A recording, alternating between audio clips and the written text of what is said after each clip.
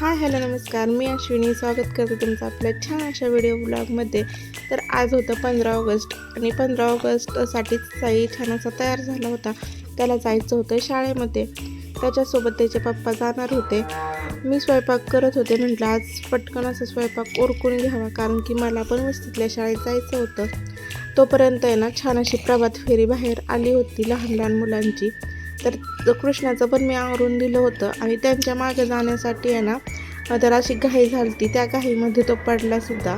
तर बघा किती छान अशी रांगोळी आहे ना रस्त्याने काढली होती. आम्ही शाळेत गेलो तिथे आहे ना तोपर्यंत सगळे पालक वगैरे पण जमा झाले होते. आता 15 ऑगस्ट 26 जानेवारी म्हटलं की खरंच बालपणीची आठवण येते. बालपणीचे दिवस परत कधीच येत नाहीत. तर कसं असायचं ना लहानपणी, 15 ऑगस्ट असो 26 जानेवारी असो, त्याच्या आदल्या दिवशी आहे ना बूट पॉलिश करणं, कपडे इस्त्रीला टाकणं. आत्ताच्या मुलांना कसं ना सगळं ऐकतं आहे, म्हणजे मम्मी किंवा आई वडील इस्त्री वगैरे करून द्यायचे, बुटांना पॉलिश वगैरे आत्ता करतात. पण पहिलं कसं होतं की स्वतः जायचं बाहेर दुकानात, कपडे इस्त्रीला टाकायचे, ते घेऊन यायचे, बूट पॉलिश स्वतः हाताने करायचं. त्यात पण एक वेगळीच मज्जा असते. तर आम्ही गेलो होतो त्या शाळेमध्ये ना, सगळ्यांनी आधी ध्वजाची पूजा करून घेतली आणि त्यानंतर ना कार्यक्रमाला सुरुवात झाली. जे मान्यवर म्हणजे जे प्रमुख पाहुणे होते ना त्यांच्या हस्ते पूजा वगैरे करण्यात आली आणि त्यानंतर ना ध्वजारोहण करण्यात आला. तर लहान लहान मुलांनी ना देशभक्तीपर छान अशी गाणी पण म्हटले.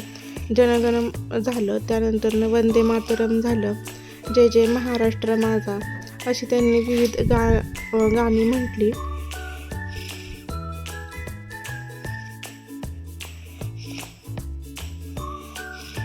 राष्ट्रगीतानंतरनं पण सगळ्यांनी झेंड्याला सलामी दिली आणि त्यानंतरनं देशभक्तीपर गाणी म्हणण्यात आली.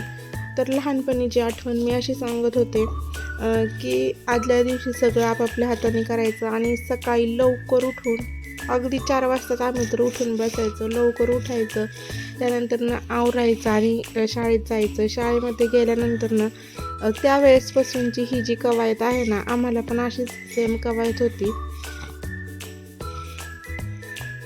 तर आता ह्यांची जी कवायत घेतली ना ती गाण्यांवर घेतली होती. पण आमच्या वेळेस शाळेत ना सर शिट्टी मारून कवायत घ्यायचे. तर कृष्णा पण छान असा एन्जॉय करत होता, कारण की त्याचं हे पहिलंच वर्ष होतं. त्याला जसं कळतंय तसं ते आहे ना त्याचं पहिलंच वर्ष होतं. त्याच्यामुळे त्यांनी पण छान असं सगळ्या मुलांच्यात तो रमला होता. या शाळेमध्ये आहेत ना आमच्या वस्तीवरच्या 2च शिक्षक आहेत. म्हणजे एक शिक्षक जे आहेत ना ते 1ली ते 3रीचा वर्ग हँडल करतात आणि दुसरे शिक्षक जे आहेत ना ते 4थी ते 5वीचा वर्ग हँडल करतात. आणि वर्गखोल्या पण अशा 2च आहेत. तर नक्कीच ही शाळा पुढे जाऊन खूप मोठी होईल. तर यातलीच एक मुलगी माझी विद्यार्थिनी, ती आत्ता नुकतीच पोलीस झालेली आहे. तर छोट्या छोट्या शाळांमधून पण मुलं मोठी मोठी स्वप्न आपली साकार करतात.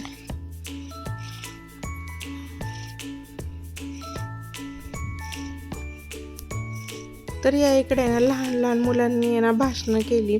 तर खरंच त्यांची भाषणं ऐकायला खूप छान वाटत होतं. त्यांची भाषणं वगैरे चालू असताना कृष्णाचा मात्र इकडे वेगळाच खेळ चालू होता. आता घरी तर तो माती खेळतोच, पण तिथं गेल्यावर पण कसलाच राहायला तयार नव्हता. तिथं पण तो मातीच खेळत होता. तर शेवटी वैतागून ना मी त्याला परत इकडं आणलं होतं. म्हणजे दुसरीकडे घेऊन बसायचे, पण तो तरी पण जाऊन तिथंच बसायचा. आता 1ली ते 5वीच्या मुलांनी ना छान अशी भाषणं केली. त्यानंतर ना अंगणवाडीच्या मुलांनी सुद्धा भाषणं केली. तर त्यांचे बोबडे बोल ऐकून ना खूप छान असं वाटत होतं. पहिलं गाणं तर आहे ना अंगणवाडीच्या मुलांचंच घेतलं होतं.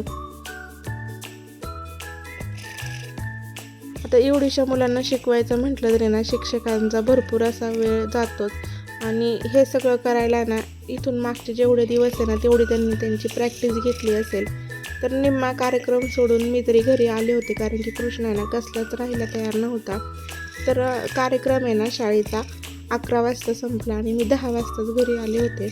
तिथून घरी आल्यानंतर ना घरातली बरीचशी कामं राहिली होती ती आवरली आणि संध्याकाळी आम्ही गेलो होतो खरेदीला. तर खरेदी म्हणण्यापेक्षा बाजार वगैरे घरातलं जे जे काही संपलं होतं ना तेच आणायचं होतं. तरी आता इकडे आहे ना भाजीपाला सगळा घेतला. इथला बाजार असतो बरं का, पण तो बुधवारचा असतो. आणि कधीतरी आमच्या वस्तीतले कसे आहेत ना, कधीतरी गेले तर बाजारला जातात, नाही तर जे राहत असतं ना त्याचीच भाजी करतात. आता ते खाऊन खाऊन कंटाळा आला होता, तर म्हटलं चला बाजारात जाऊन काहीतरी घेऊन यावं. तर तिथून आहे ना आम्ही खरेदी वगैरे झाली, काय काय घ्यायचं होतं ते घेतलं आणि घरी आलो. आता मी कृष्णाला फक्त 1-1.5 तास सोडून गेलते, तरी देखील मी घरी आल्यावर आहे ना त्याला असं बघितलं की तो एकदम आहे ना शांत बसलेला होता आणि म्हणत होता माझी मम्मी, म्हणजे मला बघितल्यावर म्हणत होता की माझी मम्मी आली. तर त्याला आहे ना छान अशी बॉटल आणली होती, कारण की त्याचं जे सिपर आहे ते हरवलं होतं, त्याच्यामुळे त्याला पाण्याची बॉटल आणली, ती धुवून त्याला त्यात पाणी भरून दिलं होतं.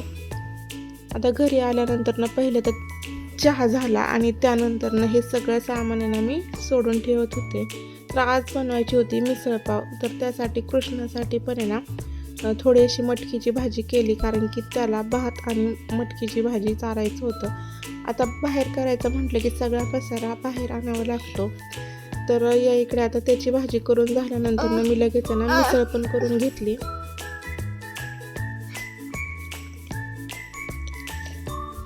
तर ह्याची रेसिपी नक्कीच मी एक दिवस तुमच्यासोबत शेअर करेल. आता या मिसळीला बघा, तुम्ही म्हणताल फक्त आलं लसूण खोबरं, फक्त आलं लसूण आणि कोथिंबीरमध्ये ही भाजी घट्ट कशी होणार, तर त्यासाठी एक ट्रिक वापरायची आहे.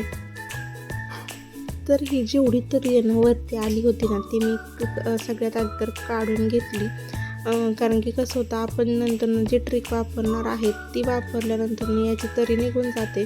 त्याच्यामुळे ही सगळी तरी आहे ना मी आधी काढून घेतली आणि त्यानंतर ना एका वाटीमध्ये किंवा डिशमध्ये ना बेसन पीठ घ्यायचं, अगदी 2 ते 3 चमचे. त्यामध्ये फक्त पाणी कालवायचं आणि यामध्ये ओतायचं. तर अशा पद्धतीने बघा आपली मिसळ खायला देखील खूप छान लागते. तर छोटासा व्हिडिओ होता, आवडला असल्यास नक्कीच लाईक, शेअर आणि सबस्क्राईब करा.